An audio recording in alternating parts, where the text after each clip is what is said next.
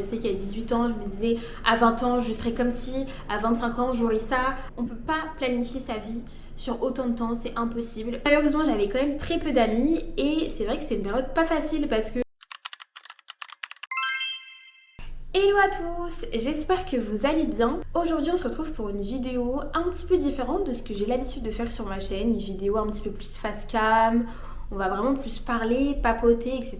Et en fait le sujet de cette vidéo là m'est venu parce que avec mes copines, donc mes copines je les connais depuis la primaire, franchement je connais depuis le CP, on parlait un petit peu de notre jeunesse.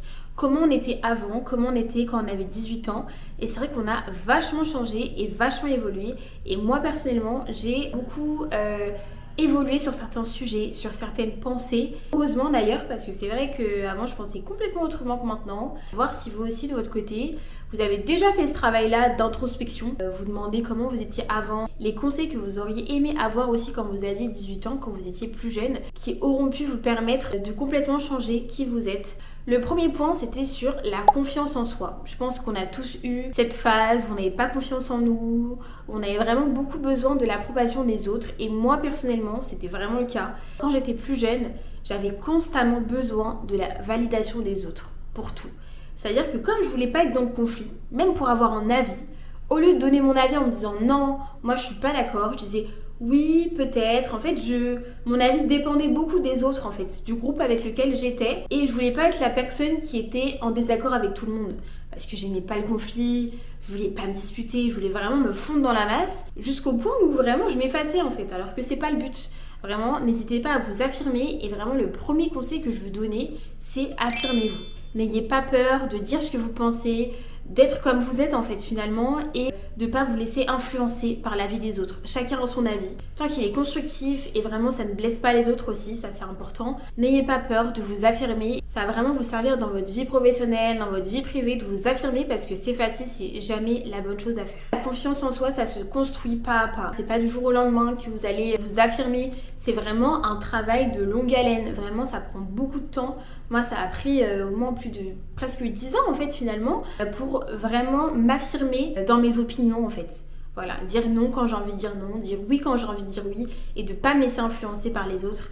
Et ça, c'est vraiment le plus difficile, mais petit à petit, c'est brique par brique. Comme j'aime bien dire, Rome ne s'est pas construit en un jour, donc essayez de le faire petit à petit sur des petites choses, pas forcément sur tout, mais sur certains petits sujets, vous donnez votre avis. Et même si les gens sont pas d'accord, vous vous dites c'est pas grave en fait, on peut pas être d'accord avec tout le monde. Et comme dirait Youssoufa, parce que j'aime bien sortir cette citation là, plaire à tout le monde c'est plaire à n'importe qui, et en vrai c'est vrai, plaire à tout le monde c'est plaire à personne finalement. N'essayez pas de plaire à des gens que vous connaissez pas, vraiment la vie est trop courte pour ça. Le deuxième point que je voulais partager c'est les amitiés. Je pense qu'on a tous eu cette époque où on voulait avoir plein d'amis, on voulait participer à toutes les soirées, on voulait pas être seule aussi parce que être seule c'était un petit peu vu comme ah ah ah t'es toute seule, t'as pas d'amis etc. Mais des fois vaut mieux être seule justement, puis être mal entourée. Moi c'était vraiment quand j'étais au lycée, j'avais très peu d'amis, vraiment très peu d'amis parce que c'était pas vraiment des personnes avec lesquelles je voulais rester. Moi tout ce qui était l'alcool, la drogue etc. c'était vraiment pas des choses auxquelles je touchais. Donc indirectement en fait ça te met de côté. Quand tout le monde fume, tout le monde boit, des cigarettes etc. Bah il y en a qui veulent faire pareil alors que c'est pas du tout ce qu'ils veulent faire, mais comme ils veulent pas être seuls ils le font. Moi j'avais pris le parti de pas rester avec eux, donc malheureusement j'avais quand même très peu d'amis et c'est vrai que c'était une période pas facile parce que dans un lycée où il y a plein de groupes d'amis et toi t'es un peu solo, voilà, à la cantine des fois tu manges tout seul, c'est compliqué de rester avec des gens etc. Mais c'est vraiment une période qui m'a tellement servi, c'est-à-dire que maintenant être seule c'est plus une peur en fait. Avant j'avais vraiment cette crainte d'être seule, de pas avoir d'amis, et maintenant j'ai un cercle tellement restreint, j'ai beaucoup de copines mais très peu d'amis. Et je préfère 1000 fois ça que d'être amie avec tout le monde. Des personnes des fois qui vont te tourner le dos, des personnes qui vont te mettre des couteaux dans le dos, qui seront pas là vraiment pour de bonnes raisons, qui vont soit servir de toi, soit être jaloux de toi, soit envieux. Ces personnes-là, il faut vraiment les mettre de côté. C'est vrai qu'à 18 ans, j'arrivais pas à avoir ce recul-là. Moi, ce que je voulais, c'est être entourée de plein de personnes, être invitée, etc. Vaut mieux avoir le moins d'amis possible, mais des vrais amis sur qui tu peux compter dans les moments où c'est compliqué, les moments où tu as vraiment besoin d'eux, que d'être avec des gens qui te servent à rien, clairement. Ils sont juste là, c'est tes amis, mais dès que tu as besoin d'eux, dès que tu as des choses graves qui t'arrivent, ils sont pas là. C'est ça que j'aurais aimé comprendre quand j'étais plus jeune, parce que des fois, je me suis entourée des mauvaises mauvaises personnes, des personnes qui me faisaient juste perdre mon temps en fait, qui m'apportaient rien de bon. Donc séparez-vous de ces personnes-là. Je sais que ça va prendre du temps, des fois on s'en rend pas compte tout de suite. Très clairement, on me le disait, mais je le voyais pas en fait. C'est vraiment avec le temps, certaines choses que j'ai pu voir. Ok, là vaut mieux arrêter parce que ce genre de personnes-là, moi je n'en veux pas dans ma vie. Et c'est vraiment juste des personnes qui ne vous veulent pas du bien. Donc un conseil, quand vous êtes entouré de personnes qui vous fatiguent mentalement, qui vous prennent beaucoup d'énergie mais de la mauvaise façon, vous vous sentez vraiment pas bien quand vous êtes avec eux. C'est vraiment un signe en fait que votre corps vous donne pour vous dire ces personnes-là, elles sont pas bonnes pour toi en fait ma belle. Elles sont vraiment pas bonnes pour toi et il est temps de t'en séparer. Des fois c'est des signes physiques qui vont vous arriver. Vous allez vous sentir mal, extrêmement fatigué, etc. Quand vous êtes avec certaines personnes, mais en fait c'est le corps qui vous dit mais en fait ces personnes-là ne sont pas bonnes pour vous. Donc il faut vous en séparer. Des fois, c'est des signes corporels qui vont vous dire stop les gars. Genre il faut arrêter avec ces personnes-là. Et comment on reconnaît un bon entourage? C'est un entourage vraiment qui te donne de l'énergie, avec qui tu te sens bien, avec qui tu as envie de rester, pas des personnes qui te pompent de l'énergie. Ça, c'est pas des amis en fait, c'est des personnes juste nocives pour toi et qui vont juste te fatiguer pour rien. Donc vaut mieux avoir 2 amis, 2 très bons amis que 10 faux amis en fait. Vaut mieux avoir 2 personnes sur qui vraiment tu peux compter qu'avoir 10 personnes mais finalement dès que tu as besoin d'eux ils sont pas là. Troisième point, c'est l'avenir. C'est vrai qu'à 18 ans, très souvent, on vient d'avoir son bac, on doit choisir ses études supérieures, on ne sait pas vers quoi s'orienter. Est-ce que je pars à la fac? Est-ce que je fais une école de commerce? Est-ce que je pars à l'étranger? Mais c'est là où c'est le plus compliqué, parce qu'on ne sait pas vers quoi partir. Moi, personnellement, je voulais faire une école de commerce, comme beaucoup de personnes, je pense, faire les concours Sésame, etc.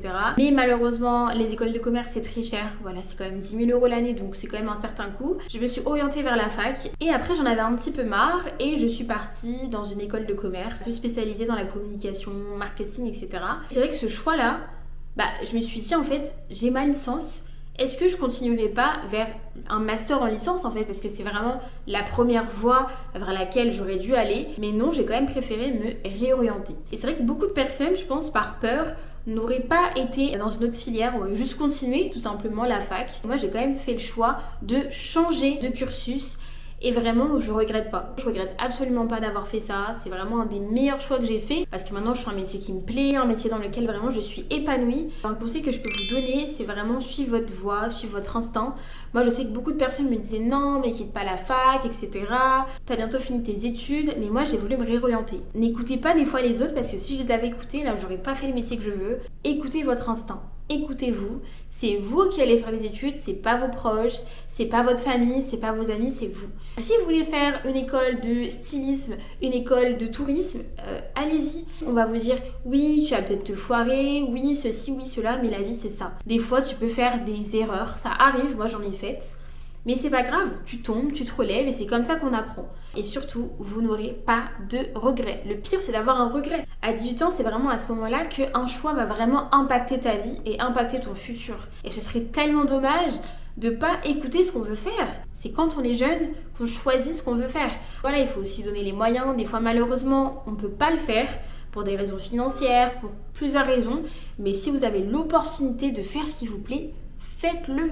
Le 4e point, c'est le corps et l'image. Donc comment on se voyait quand on était plus jeune, quelle image on avait de son corps quand on était plus jeune. Et c'est vraiment ce point-là, je pense, qui était compliqué peut-être pour beaucoup de personnes. C'est s'accepter comme on est et ne pas vouloir ressembler à cette fille-là que j'ai vue sur Instagram ou cette fille-là que j'ai vue sur TikTok, parce qu'en fait tu sais pas ce qu'elle a fait pour devenir comme ça. Soit elle a fait beaucoup de sport, soit elle a fait peut-être un régime drastique qui n'est pas bon pour ta santé, ou alors tout simplement la chirurgie, mais ça va pas forcément le dire. Toi tu vas te dire mais moi j'ai envie de lui ressembler, j'ai envie d'être comme elle, mais malheureusement des fois soit c'est pas possible parce que c'est pas ta morphologie et c'est ok de pas pouvoir être comme cette fille-là que tu as vue sur Instagram, mais d'accepter ton corps comme il est. Et ça c'est je pense le point le plus compliqué à entendre, parce que c'est vrai que quand on est jeune, on se fie beaucoup au regard des autres, à ce que les autres peuvent penser de vous, à ne pas vouloir oser porter certaines tenues. Moi la première, je sais que j'aimais beaucoup mettre des bottes à talons. J'aimais aussi beaucoup les cuissardes,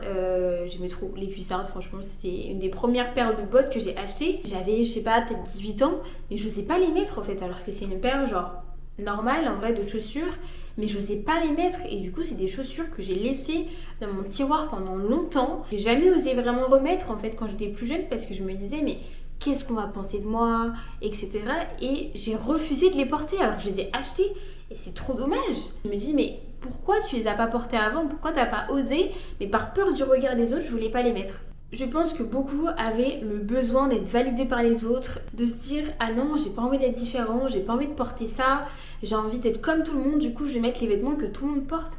Alors que non, chacun a son propre style, chacun doit s'affirmer comme il est et ne pas vouloir ressembler aux autres. Et ça, c'est le point, je pense, qui est très compliqué à entendre et à mettre en place, de vouloir avoir son propre style, vouloir s'habiller comme on veut. Et maintenant, avec la société actuelle et tout ce qu'on voit sur les réseaux, être différent, je pense que c'est un peu plus simple qu'avant. C'est vrai qu'avant, être différent, avoir son style, t'étais un petit peu plus mis de côté. Et limite maintenant, être différent, c'est le truc à faire, c'est ce que tout le monde veut être. Je pense que maintenant, c'est un peu plus simple qu'avant. Donc restez comme vous êtes, et ça, je pense que c'est le meilleur conseil que je peux vous donner. Et c'est vrai que quand on a 18 ans, on a des rêves, on a des choses qu'on aurait aimé accomplir. Moi, je sais qu'à 18 ans, je me disais à 20 ans, je serais comme ci, à 25 ans, j'aurais ça, à 30 ans, je serais comme ça. Mais en fait, on peut pas planifier sa vie sur autant de temps, c'est impossible. Et malheureusement, certaines épreuves de la vie, certaines choses qui peuvent vous arriver, vous empêchent d'avoir ces choses-là. Par exemple, certaines personnes peuvent se dire « Ah, moi, à 25 ans, j'aimerais être mariée avec des enfants. » Mais en fait, des fois, tu rencontres pas la bonne personne. Donc, c'est compliqué de se projeter sur une vie qui va aussi dépendre des autres, parce que être avec quelqu'un, c'est aussi dépendre des rencontres que tu fais.